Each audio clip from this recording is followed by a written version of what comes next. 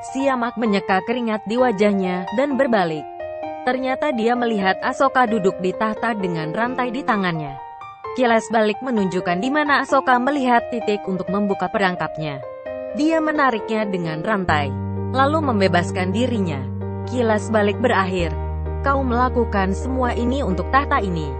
Ini hanya mimpimu. Aku akan senang untuk membunuhmu setelah melihatmu gitu dekat dengan impianmu. Siamak bilang, aku telah membunuh salah satu anak Magadha.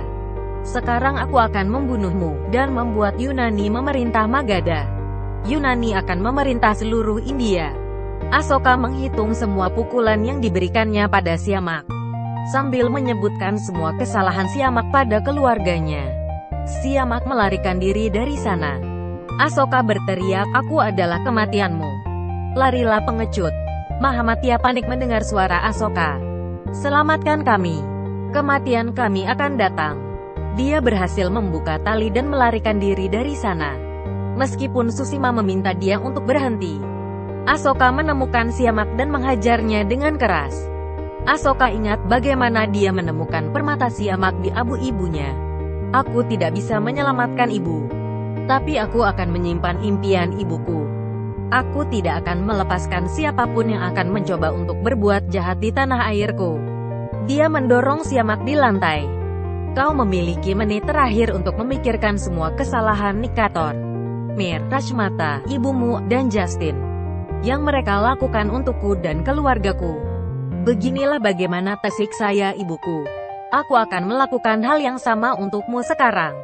Asoka mencekik Siamak sampai mati. Lalu Asoka melepas benang dari seluruh tangannya dan pergi meninggalkan mayat Siamak. Dia berjalan keluar dari sana. Acarya Radagupta, Lasendra dan prajurit melihat kondisi sekitar. Asoka mengatakan pada Acarya bahwa balas dendam kematian ibunya sudah selesai.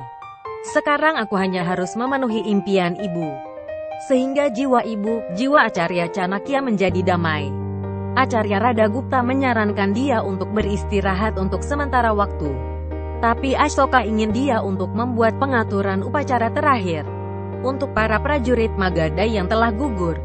Keluarga mereka harus dikompensasi. Kata-kata Asoka bergema di kepala Susima. Sambil ia melihat ke bawah pada mayat Siamak, dia terkejut melihat cinta Asoka terhadap keluarganya. Kau tidak memberitahu ayah rahasia besar ini untuk menyelamatkannya dari rasa sakit. Sekarang ini akan menyakitinya, tapi berakibat lebih besar untukmu. Kau telah membunuh Siamak, tapi kau tidak bisa membunuhku. Kau telah memenangkan pertarungan ini. Aku akan memenangkan perang ini. Asoka meminta Lasendra memastikan tentara Yunani juga diberi ritual terakhir yang tepat. Lasendra mengucapkan terima kasih untuk membantunya membalas dendam. Aku akan memastikan India dan Yunani menulis sejarah baru tentang persahabatan. Dia pergi. Acarya Radagupta bertanya pada Asoka, apa yang harus dilakukan dengan mayat Siamak? Haruskah ia digantung di sini, di Taksila? Atau kau ingin tubuhnya untuk dikirim ke Magadha? Asoka berkata, ia harus diberikan perlakuan yang sama seperti prajurit lainnya. Acarya Radagupta bertanya, mengapa gitu? Asoka menjawab, ibuku tidak mungkin hidup. Tapi cita-citanya masih dalam diriku. Seseorang yang mati harus mendapatkan semua hak-haknya. Ayah berpikir Siamak adalah anaknya. Dia akan terluka jika upacara terakhir Siamak ini tidak dilakukan mengikuti semua ritual. Aku tidak ingin melakukan kejahatan apapun. Acarya Radagupta memberkati dia untuk selalu menjadi seperti ini. Asoka mengangguk. Asoka mulai pergi, ketika Acarya Radagupta bertanya padanya kemana ia akan pergi. Asoka mengatakan, ada satu hal yang masih tersisa untuk dilakukan. Dia pergi. Acarya Radagupta memerintahkan prajuritnya untuk memeriksa setiap ruangan. Ambil siapapun yang terluka, hidup atau mati.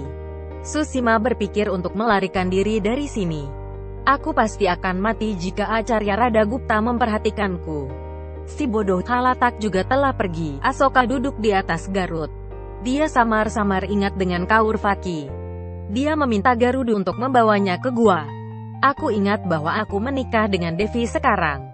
Aku ingat semua janji-janji yang aku buat untuk ibu. Aku ingin bertemu Kaurvaki sekali jika itu benar-benar dia. Aku ingin bertemu dengannya sekali untuk berterima kasih. Kaurvaki mondar-mandir di dalam gua dan berdoa untuk Asoka. Mengapa aku merasa Asoka datang ke sini untuk bertemu denganku? Aku tahu cinta kita berakhir dalam pernikahan itu. Aku masih ingin bertemu untuk terakhir kalinya. Dia mulai cegukan. Mengapa aku merasa Asoka berpikir tentangku? Dia menemukan panci air kosong. Bagaimana jika Asoka datang dan meminta air? Aku harus membawanya segera. Acarya Radagupta berkata pada tentara untuk membawa mayat Syama keluar. Tentara mematuhi. Susima tampak tegang. Acarya Radagupta akan melihat ke atas, tapi seorang tentara memberitahu dia tentang kedatangan Devi. Acarya Radagupta berhenti sekali lagi untuk melihat ke sekeliling kamar. Dia tidak melihat ke atas sekalipun. Susima bernafas lega. Acarya Radagupta bertanya pada Devi, "Mengapa kau ada di sini?" Devi mengatakan, akan lebih baik bersama dengan dia, daripada mati karena semua mengkhawatirkan. Aku merasa seolah-olah sesuatu yang salah akan terjadi hari ini. Di mana dia? Asoka sampai di gua. Dia menemukan itu kosong. Ia menemukan belati di sana, dengan darah di atasnya. Dia ingat bahwa orang yang membantunya sembuh menempatkan belati itu pada lukanya. Dia juga melihat kain hitam yang digunakan untuk menutupi wajah Kaurvaki ada di sana. Dia menutup mata memegangnya. Aku sekarang yakin bahwa Kaurvaki yang menyelamatkan hidupku. Aku tidak tahu mengapa aku merasa kau berada di dekatku. Kaurvaki sedang melihat bulan. Tiba-tiba petir dan mulai hujan. Kaurvaki mengisi panci air dari sungai, dan pergi kembali ke gua. Asoka memeriksa di mana-mana, tetapi tidak bisa menemukan Kaurvaki. Saat itu ia mendengar suara gelang kaki dan bergantian. Seorang gadis datang dari kegelapan. Asoka bertanya padanya dan berpikir kalau itu adalah Kaurvaki. Apakah apa yang aku lihat benar? Kau datang ke sini untukku. Devi melangkah maju dalam cahaya dan berlinang air mata. Bagaimana aku tidak datang? Kamu adalah suamiku.